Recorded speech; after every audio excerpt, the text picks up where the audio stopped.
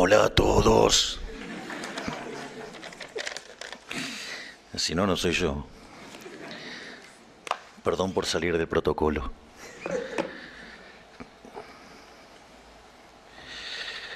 Bueno, en primer lugar, muchas gracias a todas las autoridades del colegio por volverme a recibir. Les voy a contar una anécdota muy divertida. Recientemente, cuando estuve en Roma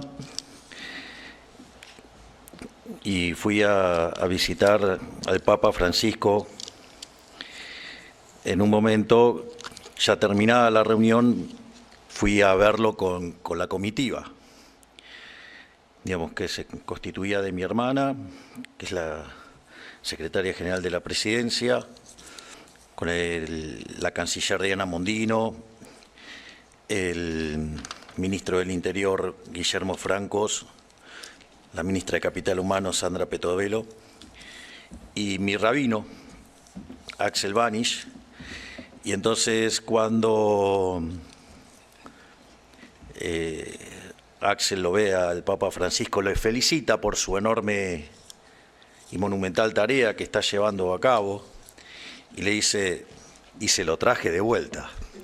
Y el Papa Francisco le dijo, no, quédatelo. Así que bueno, gracias por recibirme. En Roma no.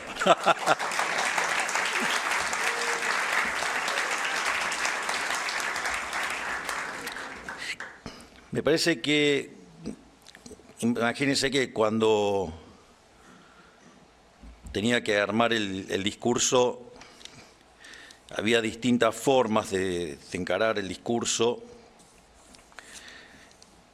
Por ejemplo, una de las cosas que podría haber hecho es, siendo especialista en crecimiento económico y dado el rol que tiene el capital humano y dado lo revolucionario de lo que estamos haciendo en la materia, donde a punto tal que nosotros somos el primer país en el mundo que desarrolla y presenta un Ministerio de Capital Humano, donde el concepto es de la asistencia social, que deje de ser de darle el pescado a la gente y enseñarle a pescar. Es decir, enseñarles a ser individuos, enseñarles a ser libres. Es decir, que cada uno, digamos, esté en condiciones de aprender a tener su propio alimento y autosustentarse. Digo, porque además, digamos, cuando uno le da el pescado, le regala el pescado, digamos, eso es una rémora de la esclavitud. Es decir, de hecho, el pueblo judío recuerda eso como la esclavitud en Egipto. Entonces, nosotros como concepto del capital humano es crear individuos libres para que se puedan autosustentar. Al margen de eso, si me pongo a hablar de esos temas, o sea, me iba a poner un poco denso. Así que preferí ir por otros lados, pero también, digamos, cada uno de esos lados por los cuales uno puede avanzar tiene aristas. Entonces, lo primero que me gustaría es que tomemos conciencia de lo que nos está pasando, porque si esto hubiera pasado hace 36 o 37 años, yo estaría donde están ustedes. Así es que eso quiere decir que dentro de 36 o 37 años ustedes podrían estar donde estoy yo.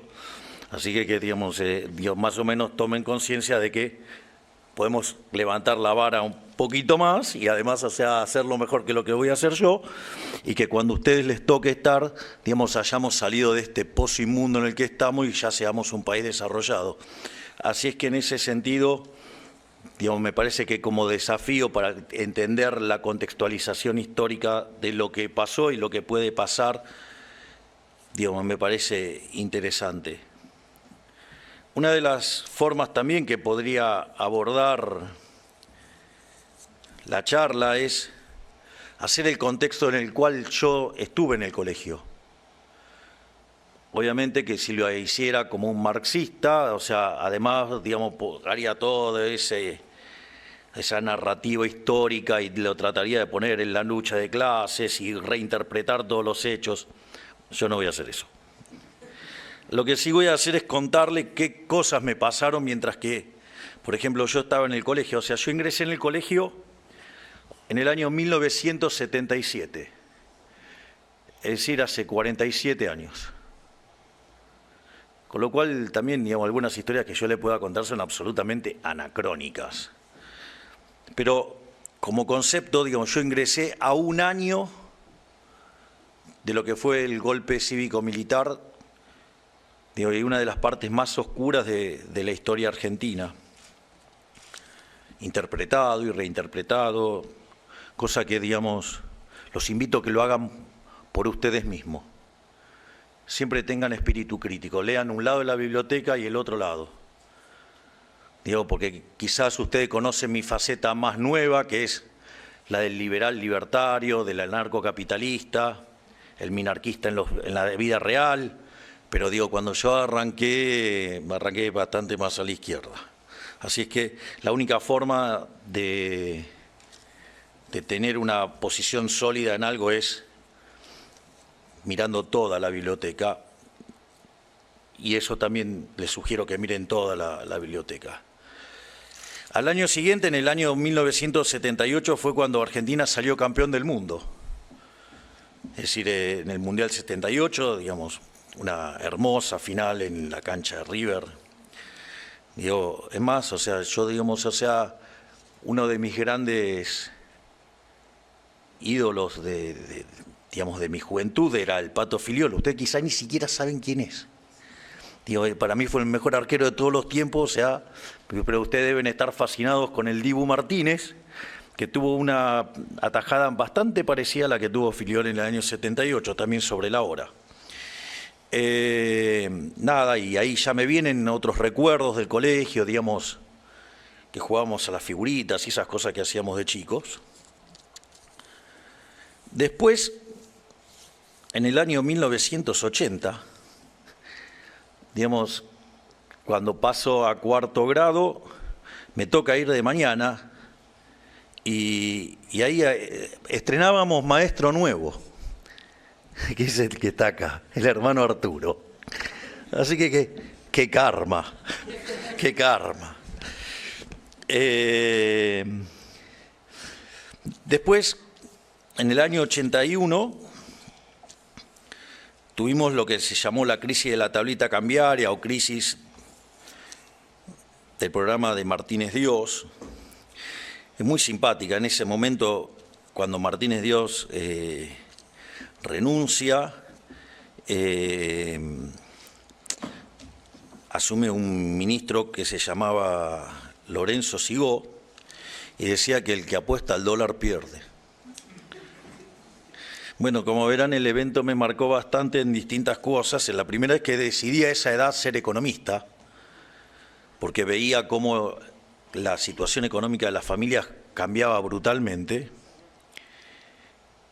Pero además, digamos, la obsesión fue bastante intensa, por decirlo de alguna manera educada, a punto tal que, digamos, yo quiero eliminar el Banco Central. Así que miren que las cosas son mucho más fuertes de lo que uno se imagina. Otra cosa que pasó es que en el año 82 tuvimos la Guerra de Malvinas. Después, en el año 83, yo estaba en séptimo grado y fue la llegada de la democracia, el retorno de la democracia. Digo que casualmente 40 años después me llevó como presidente. Digo, recuerdo que fue algo que verdaderamente lo vivíamos con mucha intensidad, aun cuando no sabíamos toda la historia, o sea, no teníamos plena conciencia de ello. Después, ya en el año 84, ingresé al secundario. Nosotros, esa fue la primera camada mixta del colegio en el secundario. Y después, en el año 85, vino el Plan Austral. Como verán, digamos, siempre hay alguna referencia a la economía, porque por eso me dediqué a la economía. Pobre mi ministro de Economía, lo que sufre. No se crean tanto, la pasa bastante bien. En el 86 tuvimos el Mundial de México, digamos, es más, el gol de Maradona a los ingleses, todo, o sea. Y en el año 1988, digamos, vino el Plan Primavera, que después, al año siguiente, terminó en la hiperinflación. Algo que también, digamos, lo señalo y fue importante para mí, porque si bien yo me había entusiasmado con la economía ya con 10 años, los motivos por los cuales decidí estudiar economía no son los mismos por los cuales me apasioné por la economía. Es decir, en realidad cuando decidí que quería ser economista era por una cuestión absolutamente monetaria. Es decir, decía, bueno, si digamos, o sea, acertarle al dólar es sinónimo de progresar económicamente, dije, tengo que ser economista para ganar plata. Lo interesante es que después los motivos por los que me apasioné fueron totalmente distintos, porque durante la hiper, digamos, del año 89, yo en ese momento estaba en el plantel profesional de Chacarita, o sea, tengo una parte oscura, es que fue arquero de fútbol, y tengo una todavía muchísimo más oscura, que era después fui cantante de una banda de rock, donde el tío de uno de los que ustedes están acá tocaba la batería conmigo. Y, digamos, el papá de otro de los que está acá, digamos, en algún momento tocó la guitarra en un grupo conmigo. O sea, con lo cual también, digamos, tenemos historias comunes por todos lados dando vuelta. Y el tema es que yo ahí estaba haciendo mi primer año de economía y estudiaba que cuando los precios suben la cantidad demandada baja. Un día la acompaña a mi mamá al supermercado, estaba apoyado ahí sobre el carrito y digo, les voy a contar algo que ustedes quizás no saben, pero existían unas chicas con unas pistolas que ponían los precios. O sea, se llamaban tiqueadoras. Y es más, lo que ustedes ven ahora de las barras, en realidad se implementaron en ese momento, porque los precios subían tan rápido que no alcanzaban a retiquetear.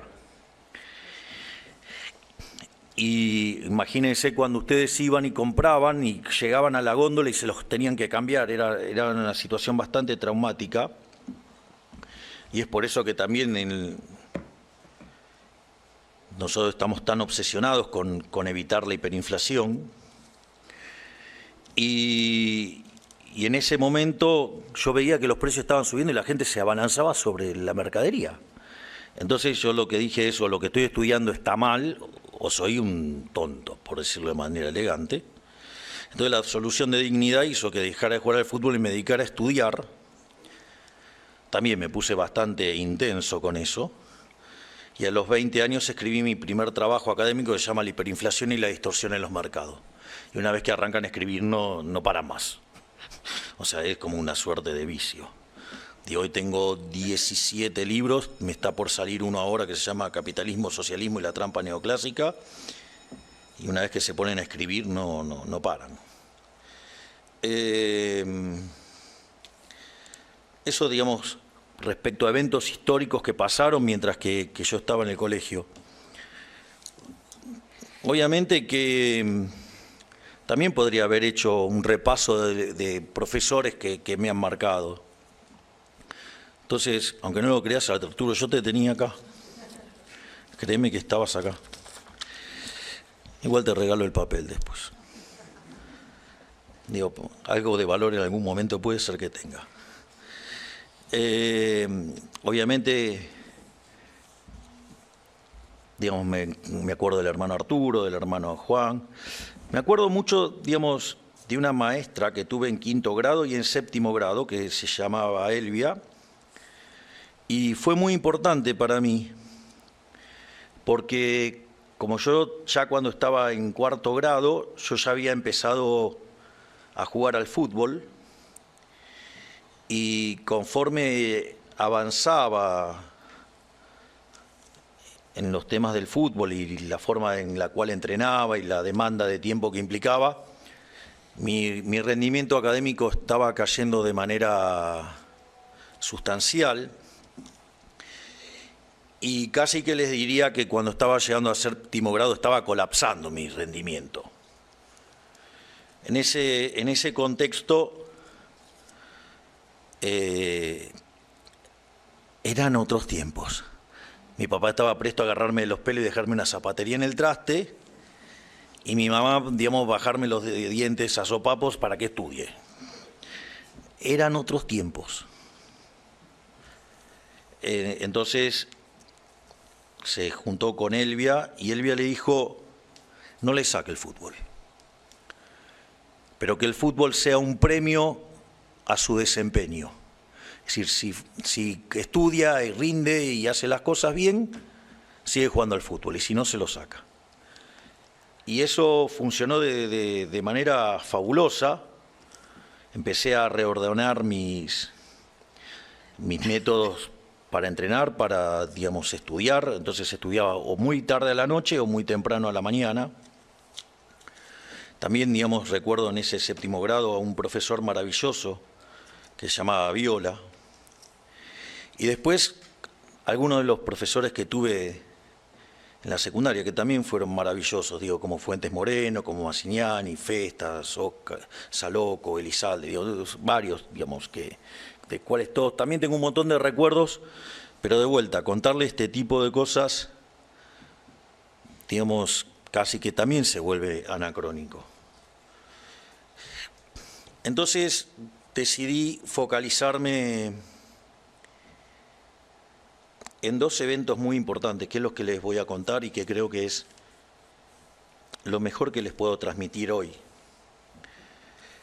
Hay una conferencia de Steve Jobs en Stanford, si se las recomiendo enfáticamente, y es una donde Steve Jobs cuenta que ustedes no pueden unir los puntos hacia adelante, los pueden unir para atrás. Es decir, muchas de las cosas que hoy les pasan, no saben por qué les pasa, pero que después, cuando transcurre, ustedes van entendiendo lo que les pasó. En ese sentido, esa lección de Steve Jobs es muy importante, pero a mí me pegó de manera muy fuerte en el año 85, o sea, 1985. En 1985 mi hermana, que estudiaba en un colegio cercano acá, decide pasar al Copelo, decide venirse al Copelo. Y cuando ingresa, digamos, la parte de los ingresos al secundario, digamos, estaban bajo la órbita de un hermano que en ese momento, digo, se llamaba el hermano Bravo. Y dijo algo muy, muy interesante, muy importante, muy revelador. El hermano Bravo dice: miren, usted no viene a estudiar acá por cómo enseñamos matemática, cómo enseñamos literatura, geografía, no sé, la materia que quieran. Eso usted lo puede aprender en cualquier lado. El motivo fundamental por el cual ustedes vienen acá, usted está acá y quiere que su hermana esté acá, y su familia quiere que su hermana esté acá, es por una cuestión de los valores. Y ahí eso a mí me permitió ligar con el recuerdo más fuerte que yo tengo del colegio, que es mi primer día de clase de 1977.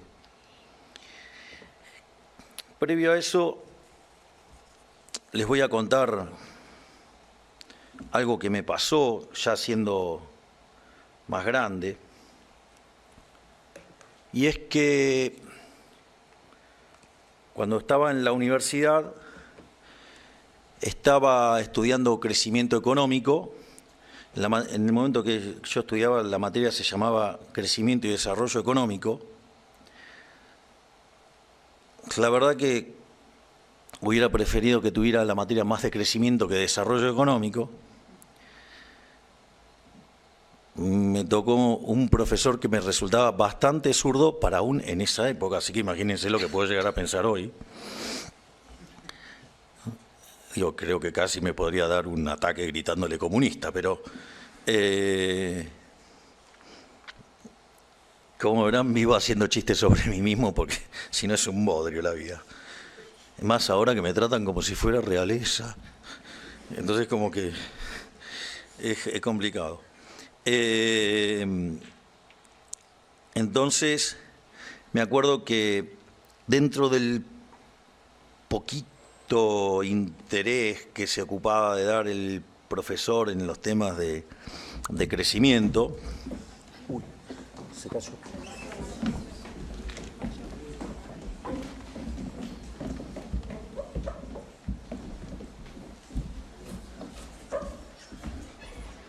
Se desmayó, pero ya la van a atender.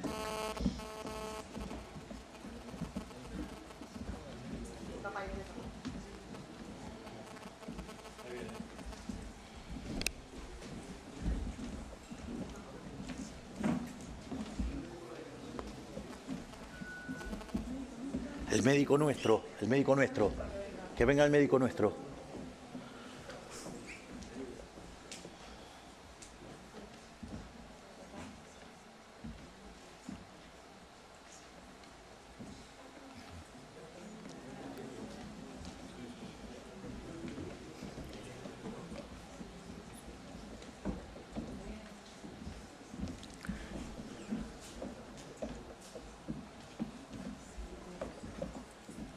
Nuestro médico está por allá.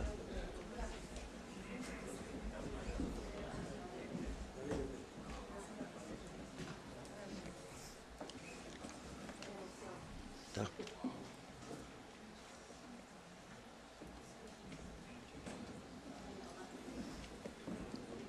Igual está el nuestro.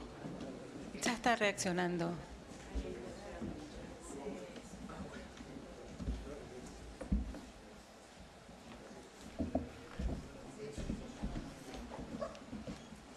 Sí, el médico.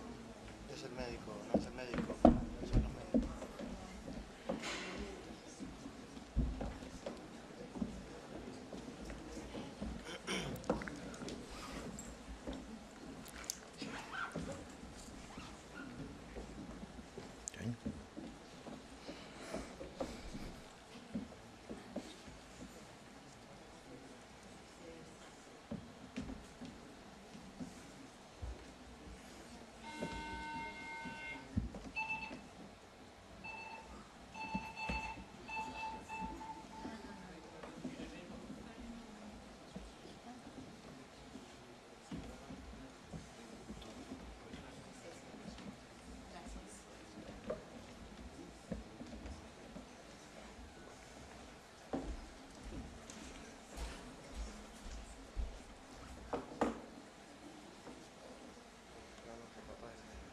El papá de la nena salió.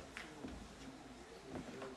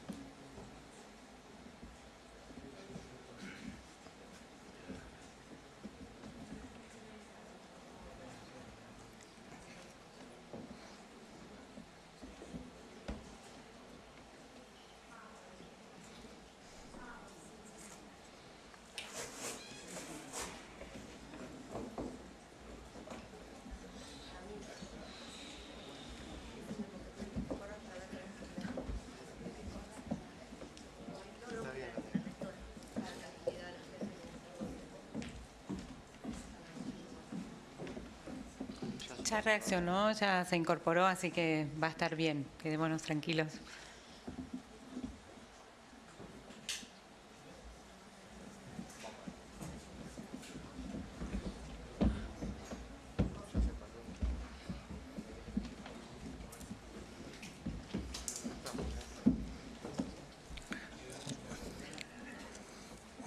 Bueno, como verás, mencionar a los comunistas es tan peligroso que genera problemas siempre.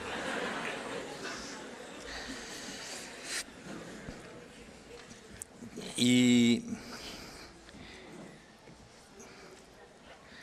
en ese sentido, cuando obviamente que yo era autodidacta, y entonces empiezo a leer los libros que el profesor no me daba. Entonces, en uno de los libros de crecimiento me encuentro una frase de Robert Lucas, Jr., que se me genera que es tan importante en mi vida que dos de mis hijitos de 4 patas tienen nombre. Uno se llama Robert, por Robert Lucas, y Lucas también por Robert Lucas. Así que en ese contexto encuentro una frase que dice: las consecuencias sobre el bienestar humano de este tipo de cuestiones son tan estremecedoras que cuando uno empieza a pensar en ello no puede pensar más en otra cosa. Como en ese momento era un insolente de 22, 23 años, bastante ignorante, por decirlo de manera elegante, lo primero que dije es: bueno, este es el típico profesor que cree que su materia es la más importante. Y eso que quizás en ese momento lo veía como algo negativo y pesado y como algo que le restaba crédito, después con el tiempo, piensen que yo tengo de experiencia docente cerca de 30 años. Y en ese contexto, hoy les diría, ojalá cada vez que les toca a un profesor, un maestro o lo que fuera, considere que su materia es la mejor de todas y la más importante, porque se las va a enseñar con pasión. Y que todas las materias son importantes, hasta la materia que parece más insignificativa. Y es más, no solo eso, sino que además, me parece que no es insignificativa, es insignificante, perdón. O sea, no solo Kicillof comete furcias. El tema es un problema de quantum. No, aparte, yo estoy con highlights, no estoy leyendo mi discurso. Entonces, que son los highlights de Arturo ahora. Entonces, la materia de repente puede ser que les parezca una materia menor o algo, y en realidad esa materia puede terminar siendo, a la luz del profesor que tienen, algo verdaderamente maravilloso.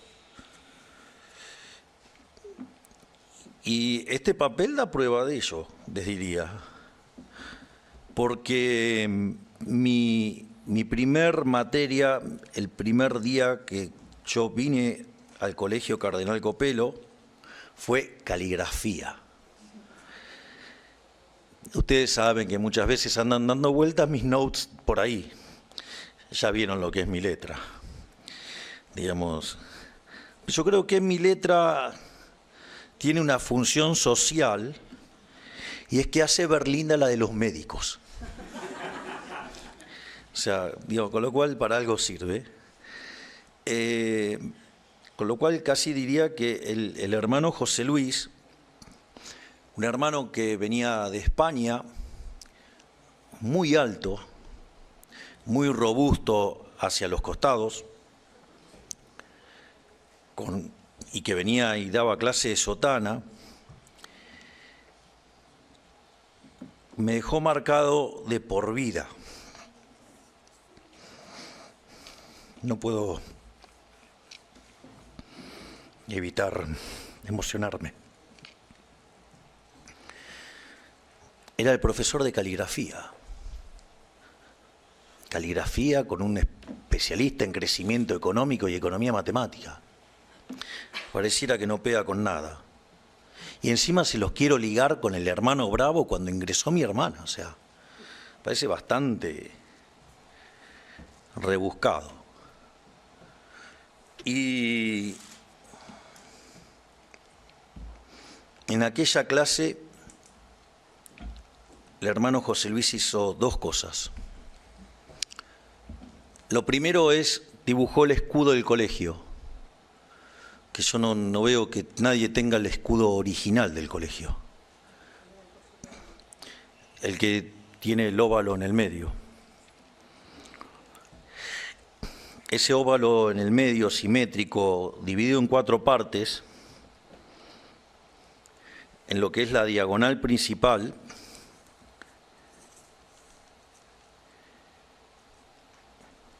tiene el dibujito de unos animalitos. Y que tiene la característica de tener una piel muy cara. Y nos contó, obviamente que seguro que el ejemplo estaba floreado y metaforizado. Y es que es un animalito que lo salen a cazar cuando hay lluvia y los arrinconan contra el barro, porque el animalito prefiere morir antes que ensuciarse. Y vaya que estamos dando la pelea. Y lo otro, muy fuerte, es que el hermano José Luis, después de explicarnos el valor de muertos antes que sucios, y vean el quilombo que estamos haciendo, digamos, fíjense que todos los días encontramos un nuevo curro y lo sacamos todo el tiempo afuera.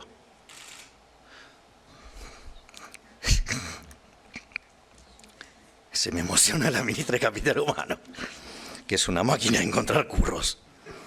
Tiene una división anticorrupción y que todas las semanas se instala en un piso nuevo. Y hace unos quilombos de novela, ustedes lo estarán viendo. Más allá de los que se terminan autoincriminando por sacar a los fondos fiduciarios de una ley. En ese contexto, lo otro que hizo el hermano José Luis fue escribir los números. Y arrancó del 0 al 10. El 0 era algo muy chiquitito y conforme avanzaban hacia el 10, los números iban creciendo y el 10 ocupaba todo el alto del pizarrón. Y ahí nos habló del mérito. Entonces, si algo me marcó la vida, fue esa clase de primer grado. Eso y la sigo recordando. Pasaron 47 años y me sigo emocionando con ese recuerdo. Recuerdo que me marcó toda la vida. Muerto antes que sucio. Y luchar por el mérito. Luchar por la excelencia. Y eso son valores que tomé en una clase de caligrafía, pero en el Colegio Cardenal Copelo, en la comunidad menesiana. Y eso me parece que si algo le tenía que contar era eso. Lo más valioso es eso, que sean personas íntegras, hagan lo que hagan, pero sean íntegros. O sea, peleen por sus ideales, no bajen los brazos. Miren, yo suelo, para aquellos que nos siguen a nosotros, ustedes verán que nuestros seguidores tienen 2 gorras. O tienen la que es muy simpática y nos divertimos todos con él, no la ven. Y la otra es las fuerzas del cielo. Las fuerzas del cielo nace de cuando a mí me toca asumir como diputado nacional el 11 de diciembre del 2021. Y en ese momento un periodista de Diputados TV, muy grosero, me dice: ustedes son 2 en 257. ¿Qué pueden hacer ustedes? O sea, van a caer en la irrelevancia total, van a ser la nada misma. De hecho, ni siquiera teníamos cuerpo como para integrar una comisión. Y en ese momento yo le contesté con el libro de Macabeos, que dice que la victoria en la batalla no depende de la cantidad de soldados, sino de las fuerzas que vienen del cielo. Y esos dos marginales arriba en la Cámara de Diputados, digo, en principio, mis videos son los videos más vistos dentro de la Cámara de Diputados, en la historia de la Cámara de Diputados. Y no solo eso, sino que al poco de asumir, digamos, por una idea genial de mi hermana, de cómo el anarquista resolvía el tema de estar cobrando una dieta del Estado, o sea, algo, digamos, cobrado por los impuestos, que son un robo, porque nadie los paga voluntariamente. ¿De dónde creen que vienen? Impuesto. Una rémora de la esclavitud. Entonces, pero si además nosotros decidíamos a quién dárselo a dedo, eso era casi como, no sé, jugar al benefactor social que juega cualquier político, con lo cual también nos parecía mal. Y brillantemente a mi hermana se le ocurrió, al jefe se le ocurrió, que lo sorteáramos. Y lo sorteamos. Y eso terminó siendo tapa de diarios en 30 países del mundo. Es decir, claro, no existía el evento de que un político le devolviera la plata a la gente. Digamos, era bastante raro. Y si ustedes se fijan, digamos, toda nuestra devenir en la política fue todos una lucha, digamos, contra una adversidad enorme. Nosotros lo primero que decían es que no íbamos a poder formar partido. O sea, lo primero que dijeron es: no van a poder formar partido. Entonces, de hecho, digamos, el jefe de gobierno en aquel momento, digamos, se dedicó a comprar cuantos sellos de goma andaba dando vuelta para que nosotros no pudiéramos competir. Una vez que, digo, yo se las voy a contar simplificada, digamos, o sea, si la quieren ver, están en una película que hizo el genial Santiago Oría, que se llama... Santi, ¿cómo se llama la película? Ahí está. Ahí está. Ese es mi cineasta. Es el que hace los videos, todo, o sea, un tipo brillante.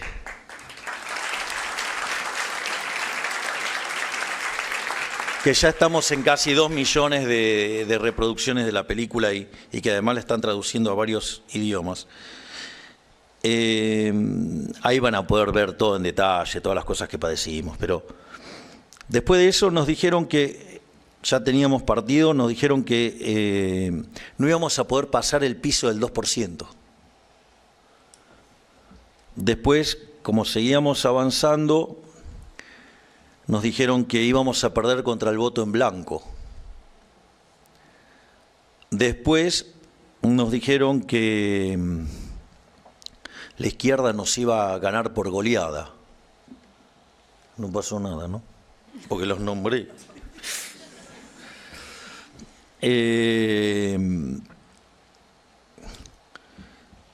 Y después hasta crearon una lista paralela para romper a nuestra estructura, digamos, y para diezmarnos. Y aún así nosotros logramos en la ciudad conseguir 17% de los votos, nos habíamos convertido en la tercera fuerza. Y luego de lo que pasó con el sorteo de la dieta, con mi hermana nos miramos y dijimos, bueno, parece que estamos para otras cosas. Empezaron con el mismo tipo de agresiones, que no íbamos a poder formar partido, y ahí es que de los 24 distritos participamos en 22. Decían que con suerte, en el mejor de los casos, conseguíamos poco menos de 10 puntos y que después de las PASO nos íbamos a caer al 3. Y nosotros seguimos peleando, porque estábamos convencidos de que de vuelta la victoria en la batalla no depende de la cantidad de soldados, sino de que las fuerzas que vienen del cielo. Y ahí es cuando nos sorprendimos y terminamos sacando el 30% de los votos y fuimos la fuerza más votada, tanto por candidato como fuerza. Y eso empezó todo un tramo durísimo hacia la elección general. Hemos tenido que soportar dos estructuras tirándonos con todo lo que se pueden imaginar. De hecho, el oficialismo en ese momento gastó, piensen que una campaña electoral en general se hace con la de ustedes, no cuando la hacen gasolera como nosotros. Se gastan 100 millones de dólares. Bueno, el oficialismo, solamente el oficialismo gastó 300 millones de dólares en YouTube para que cada vez que ustedes abrieran YouTube se encontraran con publicidad negativa sobre mí. Y a pesar del esfuerzo enorme que nosotros hacíamos,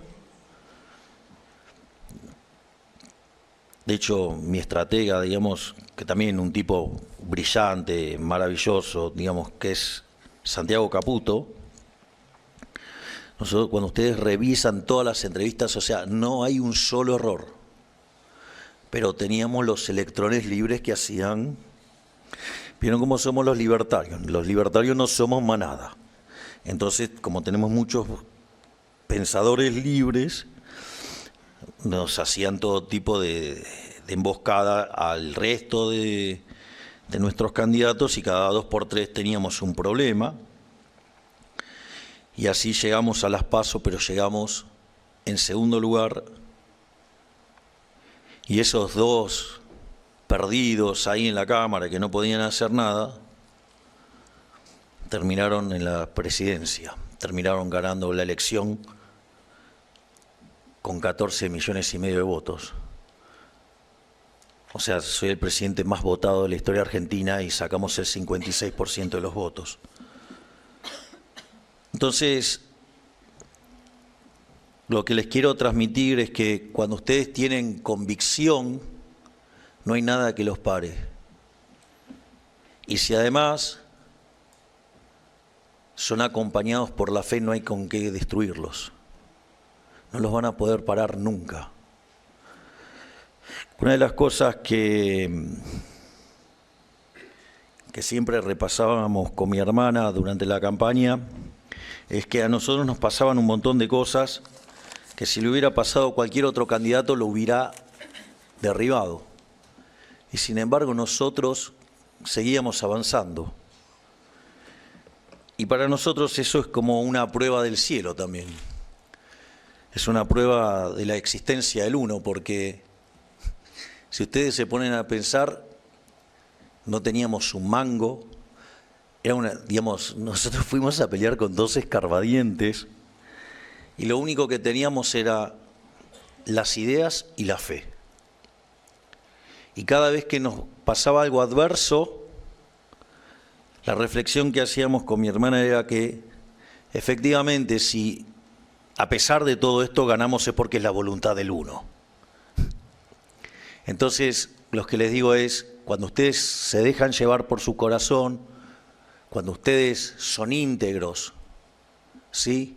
Y sobre todas las cosas depositan su fe en el Creador, nada los va a parar, todo va a ser posible. Así es que espero que, digamos, esto sea algo que pueda sumar para que tengan una vida llena de felicidad y éxito. Muchas gracias. Señor presidente, si le parece, los chicos quieren hacerle algunas preguntas. Esa es la parte les pe- divertida, la parte interactiva. Les pedimos que se presenten, así los conocemos antes de preguntar. Antes que nada, el pelo mío. Es de verdad. Hola, buen día. ¿Dónde estás? Acá. Mi pregunta es, que ya medio la respondiste, pero ¿qué se llevó de estudiar en este colegio? ¿Cómo? ¿Qué se llevó de estudiar de este colegio? Los valores. Lo más importante es los valores. Gracias. Hola, señor presidente. Soy Santiago Rafowicz y le quiero preguntar cómo hizo usted y su equipo para tener superávits gemelos después de tanto tiempo y en tan pocos días. Gracias.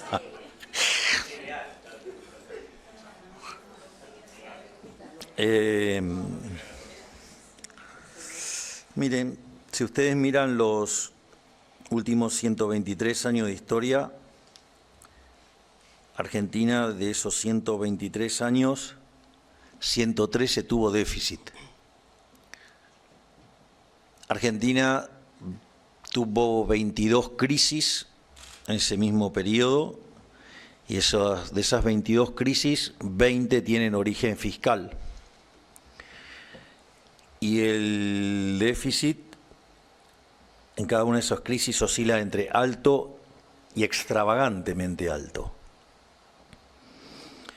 Por lo tanto, nosotros tenemos una convicción fuerte de que la madre de todos los males es el déficit fiscal.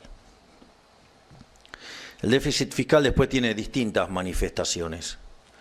O sea, lo primero que hacen los inmorales de los políticos es financiarlos con deuda, lo cual es profundamente inmoral, porque es como que, ¿ustedes cómo se sentirían que sus abuelos se vayan de joda y le pasen la cuenta a ustedes?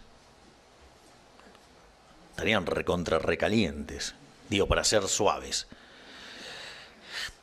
Los políticos lo que hacen es irse de fiesta y pasarle la factura a generaciones que ni siquiera nacieron.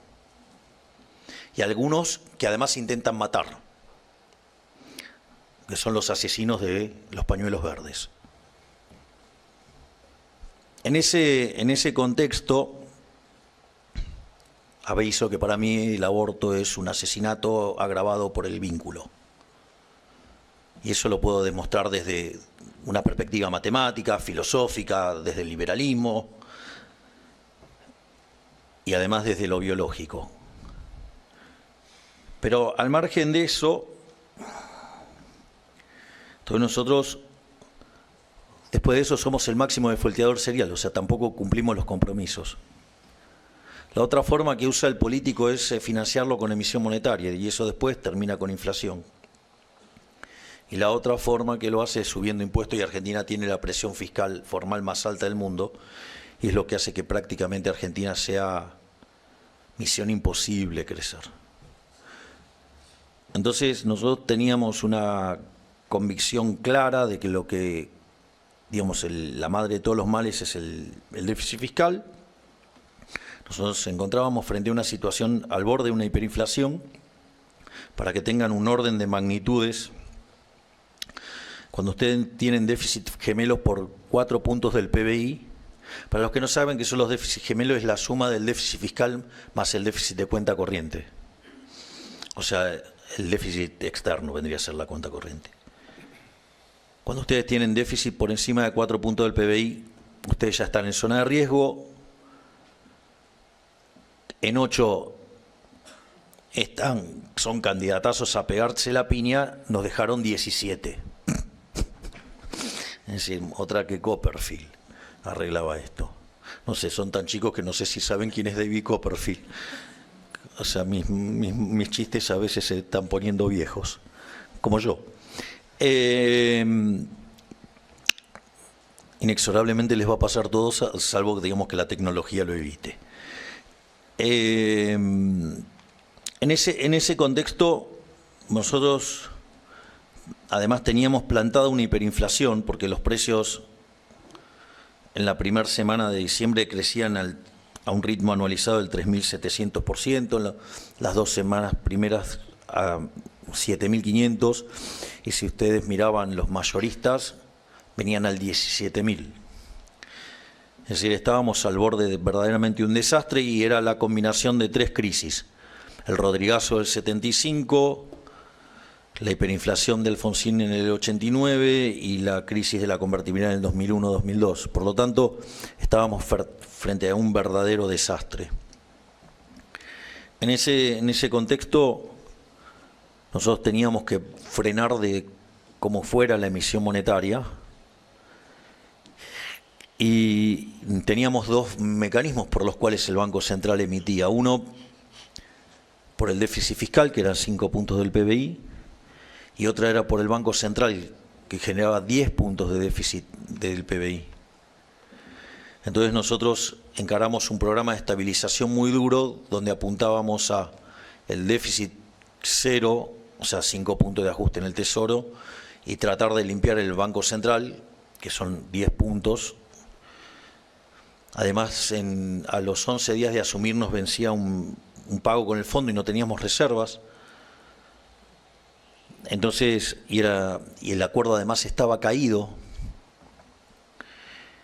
Y entonces, con el ministro Caputo decidimos sentarnos arriba de la caja y aguantar todo. En ese contexto echamos a 50.000 empleados públicos que no trabajaban. Dimos de baja 200.000 planes sociales de gente que verdaderamente no lo necesitaba. Gente que, por ejemplo, se va de vacaciones en avión, en barco, son empleados públicos, o sea, un montón de abusos. No solo eso, sino que además recortamos la obra pública, la eliminamos, la hicimos cero. Además, eliminamos las transferencias a las provincias, las discrecionales. No le toqué un peso a la coparticipación, eso es técnicamente imposible. O sea, la coparticipación se deposita todos los días. Y además, recortamos un montón de privilegios que tienen la política. Recuerdo que, ¿cuántos autos tenías a cargo? 120. Tenías, no, cuando llegaste. Eran 120. Bueno, tenía 120 autos a cargo, la Secretaría General de Presidencia. Entonces empezó con la motosierra y esto es muy gracioso, porque en un momento le dice, no, este no lo puede sacar. ¿Cómo que no? No, porque tal secretario se lo autoasignó. Bueno, duró un día ese secretario. Así que nos sacamos de encima los autos. En el Ministerio de Economía nos sacamos de encima 600 autos, los teléfonos, o sea, un montón de privilegios que tiene la casta. Es más, son tan inmorales que hacían viajes en primera clase, que acumulaban millas y esas millas después las gastaban con los familiares, una cosa. Todo es así. Todo donde tocan hay curros, es un desastre. Y nosotros teníamos como objetivo en el año alcanzar el déficit cero en el año. Y fue tan fuerte lo que empezamos a hacer, mezcla de motosierra y licuadora. No voy a negar que hay licuadora, digo, un ajuste tan rápido tiene licuadora también, obvio. Y lo que pasa es que si la licuadora se vuelve permanente, se vuelve motosierra. Que imaginen cuál es mi intención. Entonces, en ese sentido, cuando empezamos a ver los números mostraban que podíamos llegar al equilibrio primario en enero y al equilibrio financiero en marzo. Y eso era importante, hasta que vinieron los números, y lo alcanzamos en enero. Eso no solo que sorprendió a propios, que ahora obvio lo que dicen, tiene mucha licuadora, no es sostenible. Es decir, todos los que decían que era imposible hacerlo, ahora se quejan por cómo llegamos. Pero la realidad es que si era tan fácil, ¿por qué no se hizo en los últimos 123 años? Entonces no es solo que sabemos lo que hay que hacer, sabemos cómo hay que hacerlo, pero sobre todas las cosas tenemos la determinación y el coraje para hacerlo. En términos vulgares tiene otro nombre. Eso, mucho. Así llegamos. Gracias. Muchas gracias.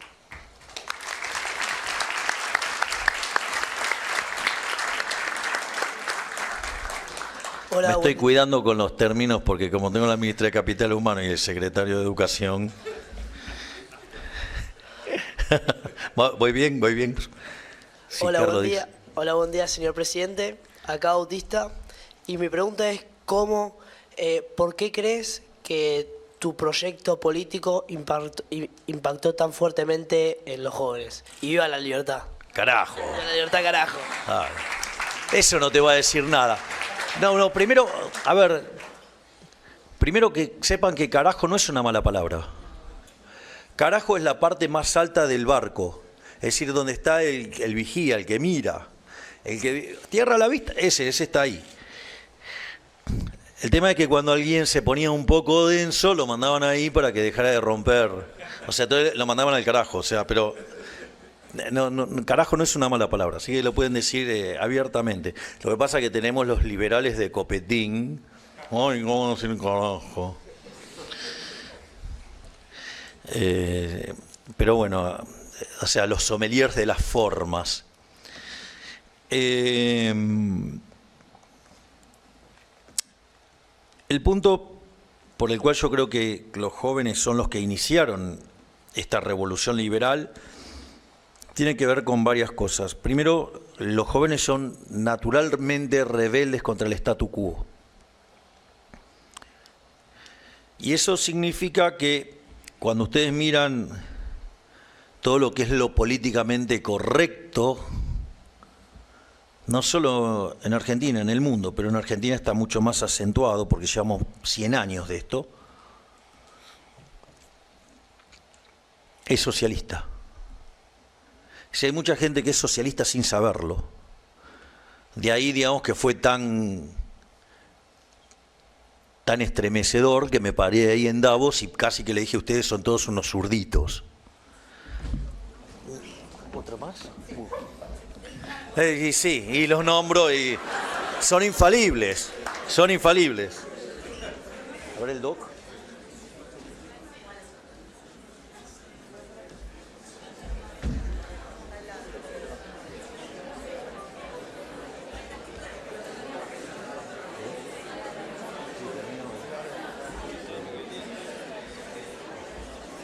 Juro que no los nombro más. Bien, entonces,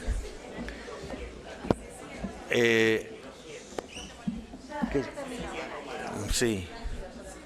Bueno, ya me olvidé en cuál era la pregunta. No, sí, pero lo de los chicos. Y básicamente, por lo tanto, la rebelión natural tenía que ser liberal. Es decir, estábamos pero tan contaminados de socialismo, pero teníamos tanto rojo encima, que lo natural era que la revolución fuera liberal. Otra cosa que pasa es que los jóvenes llevan menos tiempo expuestos al mecanismo de lavado de cerebro que es la educación pública, independientemente que sea de gestión estatal o privada, porque cuando determinan los contenidos, están recontra rojos los contenidos. Entonces, eso también favorece no estar expuesto, o sea, porque entre tener la cabeza contaminada y tenerla limpia, prefiero que esté limpia. Y lo otro que también jugó un rol muy importante fue el tema de las redes, o sea, las redes sociales y muy especial YouTube. Entonces, yo me siento en un programa de televisión, hablo y les cito un montón de autores. Ustedes después se meten en internet y entonces todos hablan de Hayek, de Mises, de Rothbard. Yo les puedo asegurar que ustedes van a la Universidad de Buenos Aires, a la Facultad de Ciencia Económica, y le hablan de Ludwig von Mises y creen que es el 9 de Holanda. Y para los liberales es el mejor economista de todos los tiempos. Entonces, en ese sentido, empezaron a entrar las ideas Y además eso generó una dinámica muy interesante porque los jóvenes leían eso y confrontaban a sus maestros y a sus profesores. Y está lleno de videos de profesores maltratando a alumnos por oponerse a la opresión kirchnerista. Y la verdad es que han sido unos valientes porque se la recontrabancaron, los han bulineado, les han hecho de todo. Es decir, de hecho, yo, digamos, en este momento tengo un problema de una de las personas de mi equipo, ¿sí? Bueno, como no lo arregla, lo puedo decir públicamente. Donde en la Universidad de Belgrano hay una profesora que lo persigue a Iñaki por ser liberal. Iñaki, vieron el chico que, digamos, o sea, el que hace mi TikTok. Las otras redes las manejo yo, o sea, el Twitter, digamos, el Facebook y el Instagram, cualquier porquería soy yo. Pero el TikTok es Iñaki. Y entonces tiene una profesora de Microeconomía 1 que lo persigue por ser liberal. Lo persigue, lo bulinea y la universidad, el primer rector, digamos, miraba para otro lado, porque el director de carrera miraba para otro lado, y el que vino después sigue permitiéndolo. O sea, espero, digamos, que el secretario de Educación y la ministra de Capital Humano, digamos, pongan en orden, digamos, este desborde que hay en la Universidad de Belgrano, donde hay profesores de origen radical persiguiendo a liberales. Bien, exacto.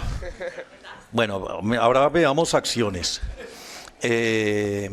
Entonces, en ese contexto, la verdad es que es notable lo que hicieron los jóvenes. Y después llegó la pandemia, y como toda cosa mala, vos te podés abrazar a lo malo o buscarle lo bueno. Yo, por ejemplo, en el medio de la pandemia, como no podía hacer nada, estaba encerrado, escribí 2 libros. O sea, estaba aburrido, entonces escribía. Y en ese contexto,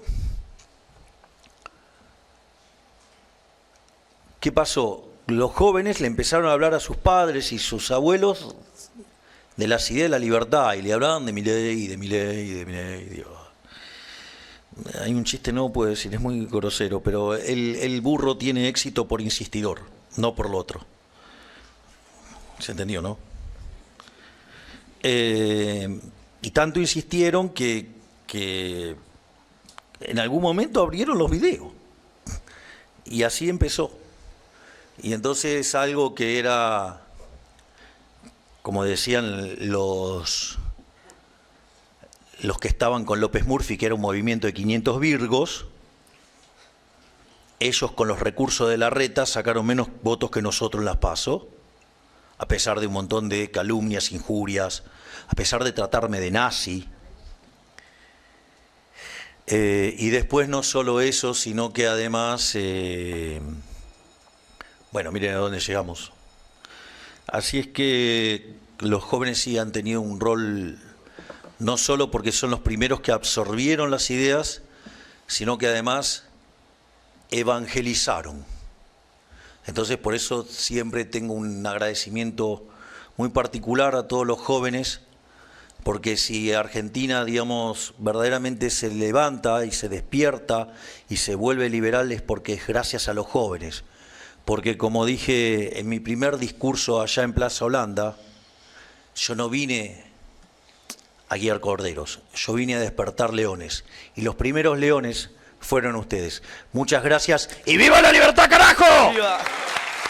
Muchas gracias por las preguntas. Agradecemos al señor presidente de la Nación, a la señora secretaria general de la Presidencia, por su presencia en este acto de inauguración del ciclo lectivo 2024 del Colegio Cardenal Copelo. Se retira entonces el señor presidente de la Nación junto a la señora secretaria general de la Presidencia.